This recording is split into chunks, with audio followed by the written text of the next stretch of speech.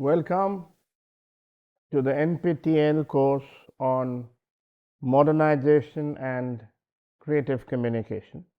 This is week 1, lecture 1. And in lecture 1, we would get to learn about the times in which we live and where we stand in terms of knowledge making and the problematics of the nomenclature, modernity and modernization. So, we live in an era of ecological crisis. Now, in such a scenario, critical thinking doesn't simply yield forms of abolitionist criticism of anthropocenity, which it views as accountable for the crisis, but produces revolutionary ideas of posthumanism. Now, these configurations, such as posthumanism, do not merely show how an infinite network of non human mediations express what we view as human productions, but also foregrounds the non human constructions of the human organic exclusivity. Now, adhering to post-human reconstruction of anthropocenity in his book Climate of History in a Planetary Age, Dipesh Chakravarty not only views humanity as a geochemical force accountable for engendering or producing the current climate crisis, but creates a ground for rethinking this crisis as integral to planet's regenerative drive.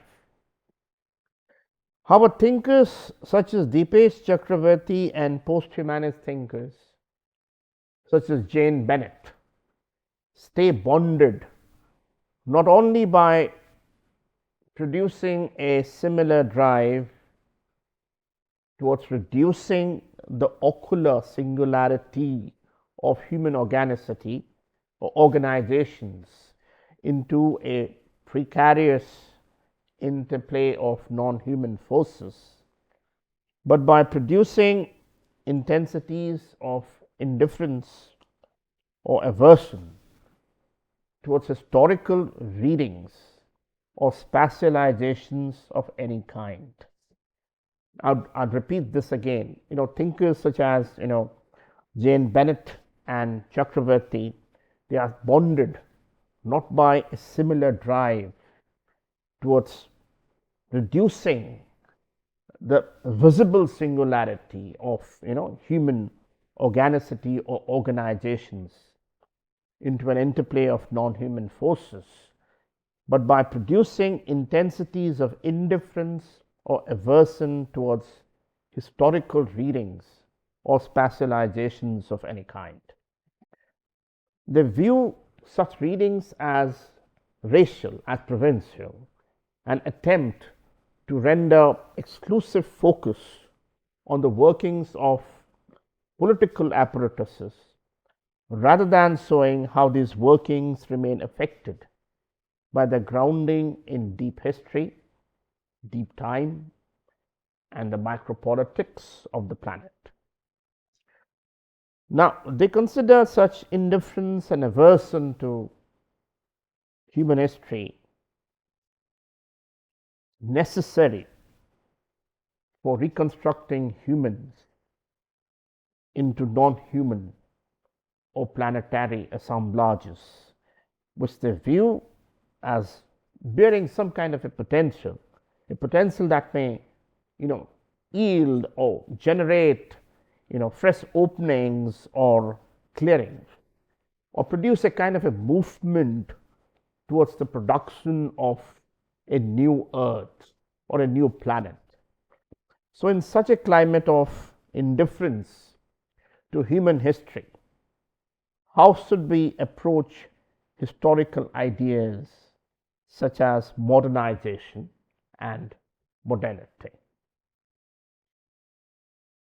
In terms of knowledge making, the stance is one of indifference to historical episodes, historical periodization. That is what I tried to point out in the beginning. Now, what in this sense, how do we go about positioning historical occurrences or periods like modernity or processes such as modernization? How do we position them? Should we position them as historical blocks of some kind and subject them to logics of historic periodization or geopoliticization? Now, this is a process that may entail viewing agencies we imagine to be accountable for the production of such ideas, such as modernization and modernity, as embedded in or as embodying a historically defined space and time. Would it be correct to view such agencies as arboreal emanations arising out of a particular cartographic locale? Probably not. And it is in this sense that post-humanist indifference to grand histories, as well as critically configured subaltern or micro histories, cannot be altogether ignored. Moreover, would it be an exaggeration to say that such histories carry out intellectual supplementation of geopolitical agendas or ideologically driven cartographical divides? However, decolonial criticism offers a form of intellectual resistance to such post-humanist aversion to histories in general and history of modernity in particular.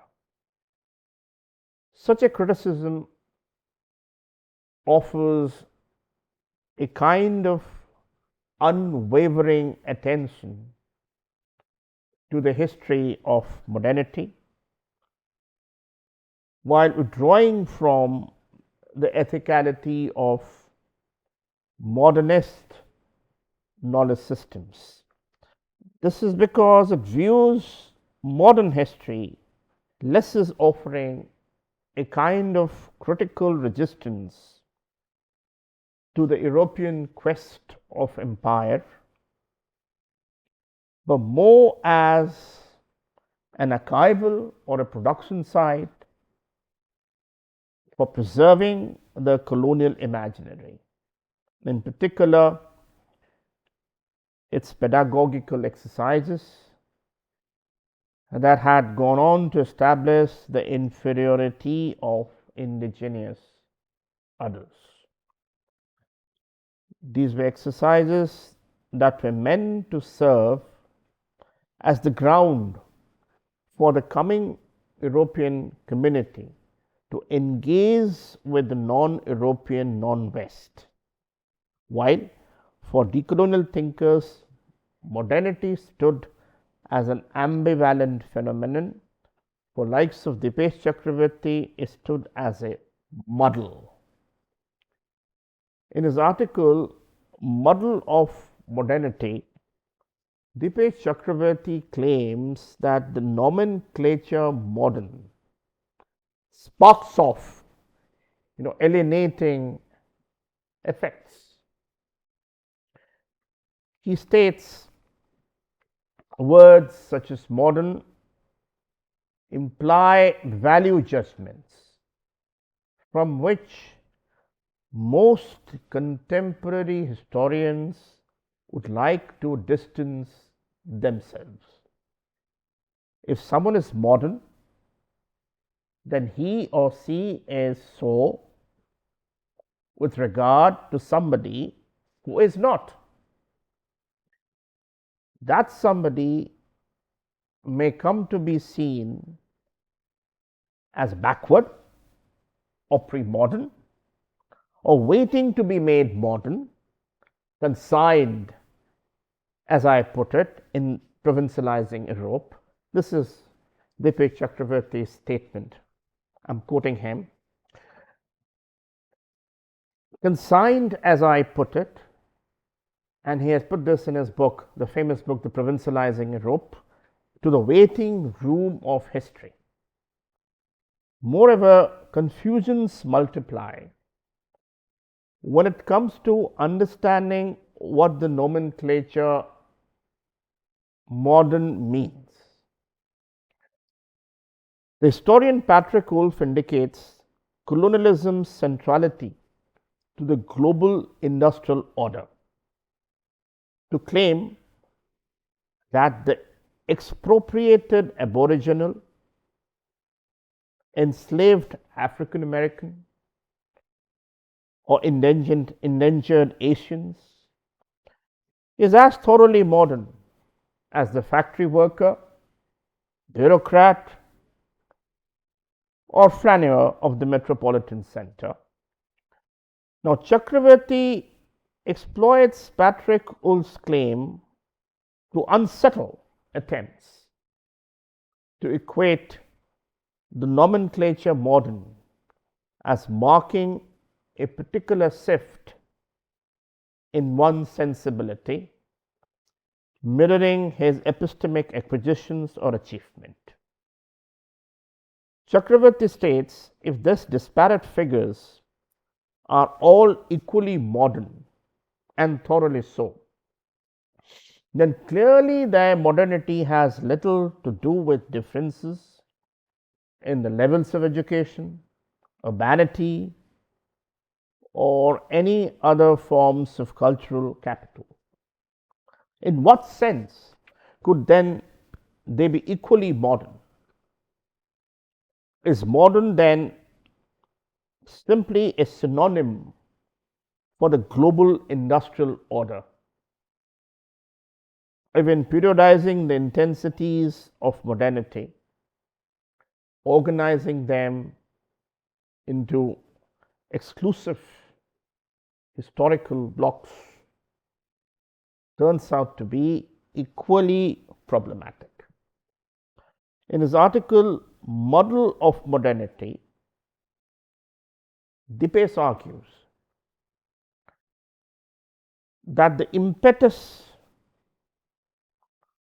to determine the exact spatio-temporal location of agencies that led to the production or genesis of early modernity was driven by historical agendas and teleology. For Chakravarty, European historians use the term early modernity interchangeably with late medievality, equating one with the other, not only to reflect the impossibility of approaching established historical periods as isolated or discontinuous moments, but to extend the historical life of what had previously been considered medieval, grafting onto it dimensions of nobility and grace, because it stood as a site of regression and anti-production. On the other hand, the historians of South Asia moved in opposite direction, choosing to view indigenous past extending into centuries before British rule as the site of early modernity. To corroborate his view, Chakravarty refers to Sanjay Subramaniam's essay, Vignettes of Early Modernity in South Asia, Chakravarti claims that Subramaniam shows non controversially that there were ideas about the public in pre colonial India that did not conform to Habermas' idea of the public sphere, and he rejects rightly any preordained quest in pre colonial Indian for equivalence to European developments. But his proposition that all this constituted some kind of early modernity still leaves us in dark about the meaning of the word modernity itself. The gamut of interactive processes that Subramaniam puts the spotlight on doesn't help him or us to identify ideas whose actualization or deployment gave birth to early modernity in pre colonial India. He argues, for several years now, I have tried to argue that modernity is historically a global and a conjecture phenomenon. It is located in a series of historical processes that until now that brought relatively isolated societies into contact, and we must seek its roots in a set of diverse phenomena: the Mongol dream of world conquest, European voyages of exploration, activities of Indian textile traders in the diaspora, the globalization of microbes, with its emphasis on centrality of colonialism in the development of industrial modernization. Historians such as Patrick Wolf end up making the term modern a zone of ambiguity. With Wolf, the term modern doesn't indicate an exclusive set of people with high educational qualification. Rather, it stands as a dwelling for an indomesticable heterogeneity or a trans-identitarian collectivity associated with colonialism. Yet, Chakravarti goes on to clearly distinguish himself between the term modernity and modernization. Dipes understands modernization in terms of infrastructural and institutional changes over time. Let me repeat this. Dipes understands modernization in terms of infrastructural and institutional changes over time. He repositions examples that historians John F. Richards provide to explain the phrase early modernity as those that exemplify modernization instead. John F. Richards puts forward 6 distinct but complementary large scale processes, such as global sea passages that led Europeans, explorations, mapping, and reporting, the rise of a truly global world economy, the growth of large stable states and other large scale complex organizations, the doubling of the world population, the intensified use of land involving destruction and or displacement of indigenous societies, and the diffusion of several new technologies, new world crops, gunpowder and printing as indicative of early modernity. Yet, Dipes views them as indicators of modernization. For he approaches modernity in terms of building institutions that both demands and entails such processes. Though Chakravarti realizes the interconnectedness between activisms and thinking, between the development of ideas and development of institutions, he understands modernity in terms of reflective, judgmental thinking or self reflexivity. For Chakravarti, while modernization signals how mankind trumps over nature by building institutions, from parliamentary and legal institutions to roads, capitalist business and factories, to the promotion of technological innovation. Modernity indicates how humanity through reflective thinking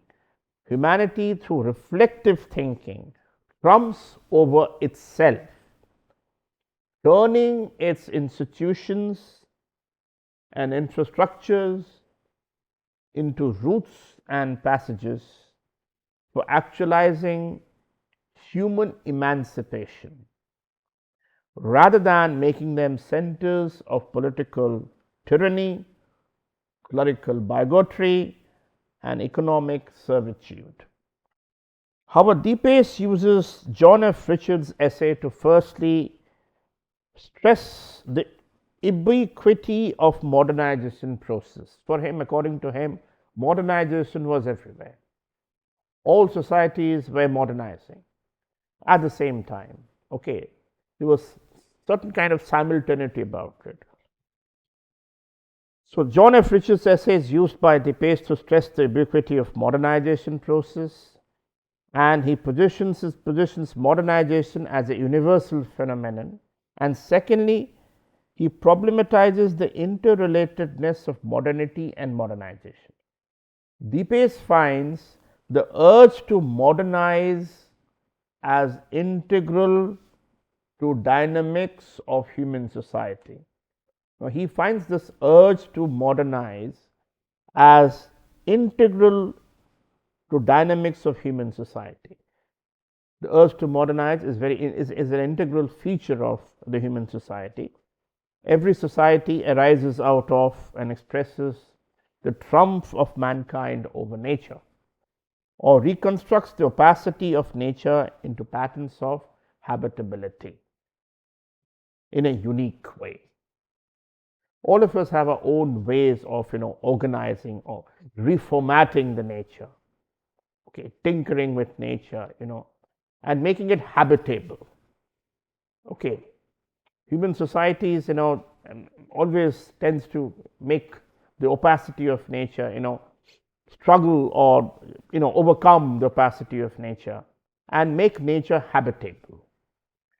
On the other hand, he doesn't see the process of modernizing, the process of building diverse institutions by reformatting nature as leading to modernity, which entails a sequential process of questioning, rethinking, destabilizing, and eventually reconstructing the institution one builds. Chakravarti feels that when it comes to non-European societies or civilizations, the urge to modernize by building infrastructure and institutions was not so much absent as the urge to rethink and transform these institutions into paradigms of human emancipation, an urge that stood as the measure of one's modernity. So, modernity had something to do with rethinking, okay, with analyzing, with rethinking, with self-reflexivity. Modernity was Deepace associated modernity with that. Chakravarti also goes on to obliquely dwell on the futility of attempting to find sites of early modernity in non-European society. This is because he thinks that the incessant interplay between modernization and modernity, building and rethinking institutions and infrastructure, which stood as a feature of European societies during 17th and 18th century, was absent elsewhere. Chakravarti claims that though pre-colonial societies made massive contribution to the modernization process, breaking the isolation of provinces and the barrier between them and the outer world, or initiating close commercial exchange, as the Mughals did in the context of pre-colonial India, according to Jadunath Sarkar in his volume The Fall of Mughal Empire. The urge to engage in self-reflexive debates concerning the modernizing process they had initiated remains elusive to the gaze of historians till now. Dipesh Chakravarti states, if it is true that thinkers in India in the early modern period engaged in self-reflexive debates about institutions that eventually constituted our modernization, then historian would be able to bring to life such ancestors from pre-colonial India whose reflections on their own time is worthy of our contemporary passions and disagreements. When it came to the question of whether or not early modern was an apt way of periodizing history of the pre-colonial societies, for Dipesh it is essential to find out which South Asian thinker one needs to wrestle with in thinking about democratic forms of public life.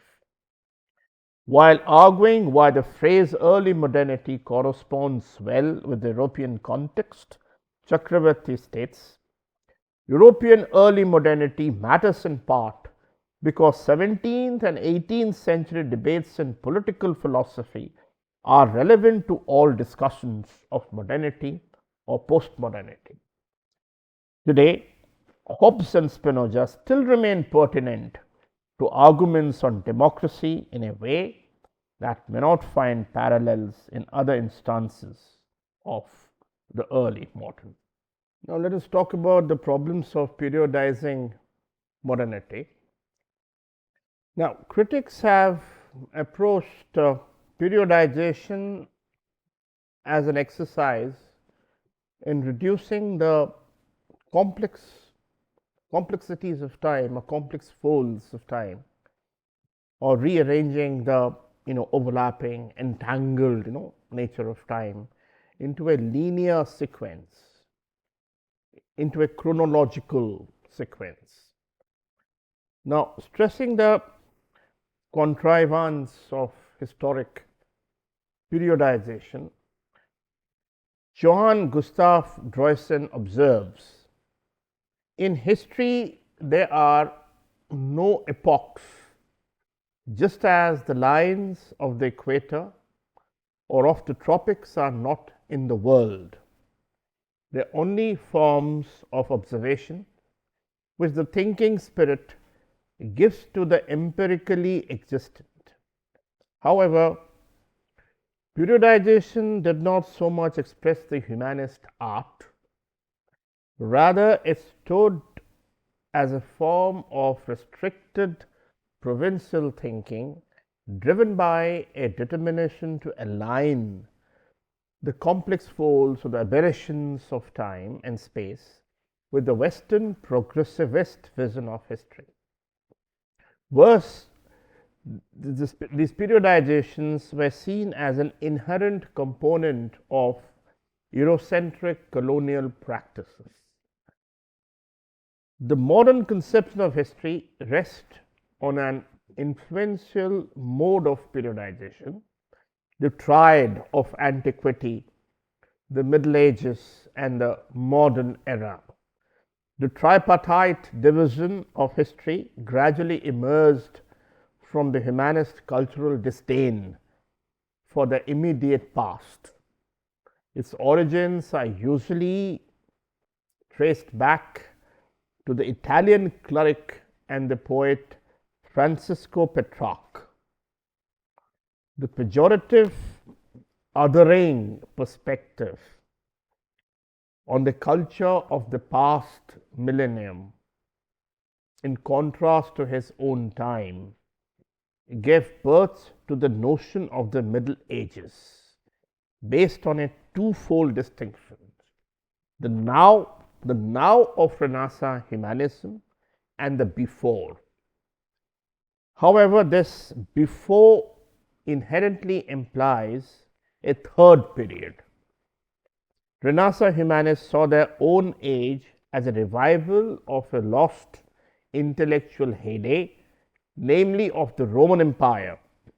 Between this past, which they aspired to regain, and the present lay an epoch of cultural decline, the Middle Ages. Middle Ages became synonymous with cultural decline. Now, Reinhard Koselleck's conception of a pivotal shift in historical perspectives and self-perception around 1800 has been particularly influential in this regard. According to Koselleck, in the modern understanding of history, the past is bygone, not accessible anymore. Let me repeat again. According to Koselleck, in the modern understanding of history, the past is bygone, not accessible anymore, and the future is conceived as open, separable, and separate from past and present. What people were expecting from the future stood in an ever increasing contrast to what the experiences were of the present. Their space of experience and the horizon of expectations widened increasingly. Koselleck's work provided evidence to understand modernity as qualitatively different, not only in terms of industry, politics, or demographics, but also in the fundamental way individuals experience time and situated themselves within history.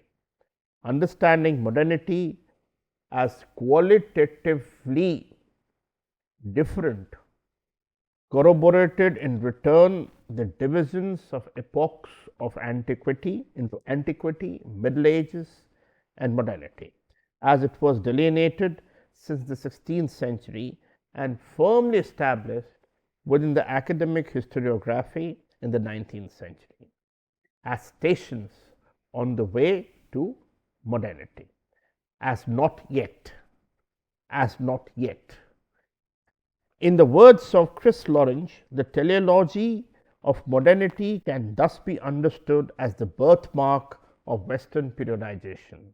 As Julia Angster shows in an article, this fundamental shift was closely connected to the modern concept of progress and strongly builds on the premise of the Middle Ages as a regressive period. In the words of Chris Loring, the teleology of modernity can thus be understood as the birthmark of Western periodization, as Julia Angster shows in an article.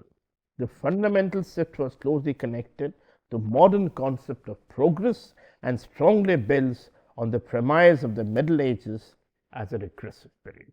Thank you.